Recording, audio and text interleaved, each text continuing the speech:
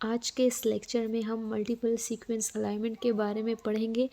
जैसे कि नाम से ज़ाहिर है multiple sequence alignment. Multiple sequence alignment में हम मल्टीपल सीक्वेंस डिफरेंट जो सीक्वेंसेस है डिफरेंट ऑर्गेनिजम्स के या स्पीशीज़ को उनको अलाइन करते हैं और देखते हैं कि इनके दरमियान किस हद तक सिमिलरिटी है।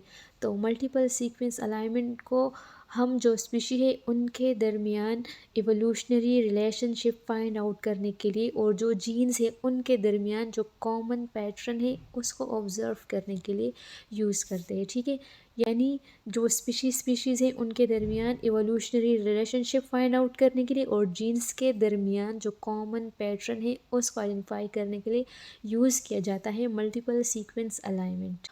ओके, तो इसमें जो है दो या दो से ज़्यादा बायोलॉजिकल सीक्वेंसेस जो है उनको यूज़ करते हैं और सीक्वेंसेस जो है वो डीएनए के भी हो सकते हैं, आरएनए के भी हो सकते हैं एंड प्रोटीन और अमाइनो एसिड के सीक्वेंसेस को भी हम यूज़ कर सकते हैं। ठीक है, तो इसमें क्या होता है कि सीक्वेंसेस जो है उनके पीछे जो कंप्यूटेशनल एल्गोरिथम्स है वो उनको एनालाइज करते हैं और फिर उनके दरमियान जो सिमिलरिटी है वो परसेंटेज की फॉर्म में हमें मिल जाती है, मतलब एज अ रिज़ल्ट। और मल्टीपल सीक्वेंस को हम यूज़ करते हैं किस लिए? कंजर्व सीक्वेंसेस जो है उनको देखने के लिए, उनको एक्सेस करने के लिए।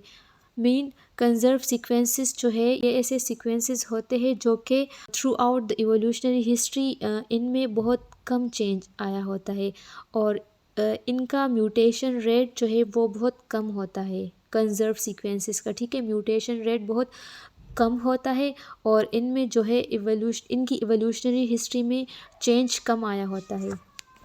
तो ये जो है प्रोटीन सीक्वेंसेस भी हो सकते हैं और न्यूक्लियोटाइड सीक्वेंस भी हो सकते हैं। ठीक है, for example mitochondrial cytochrome oxidase 1 gene जो है इसको हम यूज़ करते हैं और जो डिफरेंट स्पीशीज़ है इनके दरमियान एवोल्यूशनरी हिस्ट्री फाइंड करने के लिए।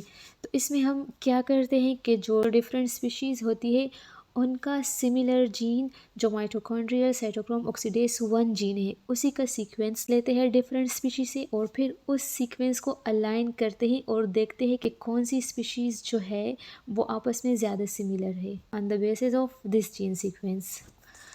तो इस बेस पे हम जो है इन इवोल्यूशनरी हिस्ट्री को फाइंड आउट करते हैं और फिर फाइलोजेनेटिक ट्री की फॉर्म में इसको रिप्रेजेंट करते हैं।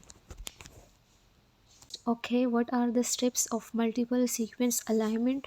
तो इसमें सबसे पहले क्या किया जाता है कि आपके पास जो न्यू सीक्वेंसेस है उसको आप अलाइन करते हैं जो प्रीवियस सीक्वेंस हो उनके साथ।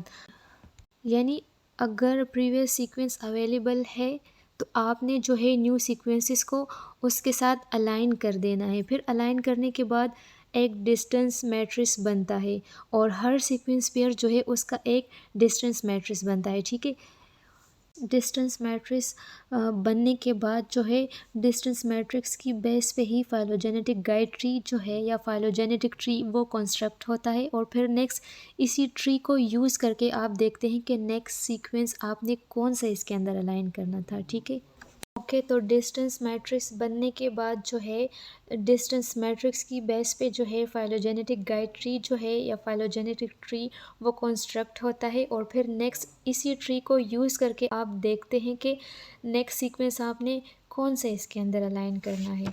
तो ये था हमारा मल्टीपल सीक्वेंस अलाइनमेंट का ओवरव्यू कि मल्टीपल सीक्वेंसेस में हम मल्टीपल सीक्वेंस डिफरेंट स्पीशीज़ के यूज़ करते हैं इनका इवोल्यूशनरी हिस्ट्री आइडेंटिफाई करने के लिए, इनका कॉमन रीजन फाइंड आउट करने के लिए। ठीक है, तो फिर जो है डिस्टेंस मैट्रिक्स बनता है। डिस्टेंस मैट्रिक्स कैसे बनता है? जो न्यू सीक्वेंसेस होते हैं उनको प्रीवियस सीक्वेंसेस के साथ अलाइन करके हमारा डिस्टेंस मैट्रिक्स बनता है।